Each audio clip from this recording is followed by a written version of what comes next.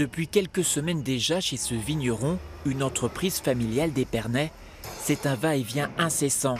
Des bacs remplis d'un raisin tout juste récolté, des grappes dont certaines avoisinent le kilo. 2018 s'annonce comme un millésime rarement vu. Tous les raisins arrivent là, on voit déjà l'aspect visuel des raisins qui arrivent. Cette année, on n'a pas besoin de se poser de questions. C'est très beau, c'est toujours agréable de rentrer une récolte, surtout cette année. Quand on a vécu ce qu'on a eu l'année dernière et qu'on voit ce qu'on a cette année, c'est juste magnifique, quoi. Avec des chiffres qui donnent le tournis, près d'un demi-million de bouteilles vont sortir d'ici cette année, 50% chardonnay et 30% pinot noir. Tous les indicateurs donnent à penser que cette année sera marquante, à commencer par le taux de sucre contenu dans le raisin. On prend les raisins à partir de 9 degrés en théorie, sauf que là on est vraiment sur du 12 degrés, 13 degrés. C'est vraiment qualitativement, on n'a pas vu ça depuis très très longtemps. Oui. Tandis que les vendanges battent leur plein, l'optimisme est aussi de mise dans les parcelles.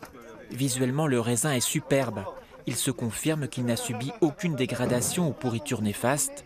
Autre raison de se réjouir des volumes historiques, alors que les caprices de la météo des mois derniers auraient pu tout compromettre.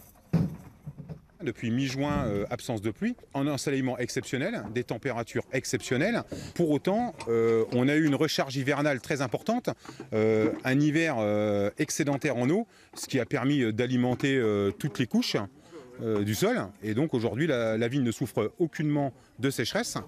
2018 serait en tout point semblable à la récolte de 1959, qui avait en son temps imprimé les mémoires. J'ai l'impression qu'on est en train de marquer une page de l'histoire et qu'il va falloir bien se souvenir de cette année, parce que je pense que c'est pas de mal avec qu'on va retrouver ça, quoi. Ou alors on va faire que des beaux millésimes pour le futur. Cette maison de champagne dispose de 50 hectares de vignes répartis sur 15 localités pour assurer une palette aromatique. Cette année, 70% de sa production partira à l'étranger à travers pas moins de 65 marchés.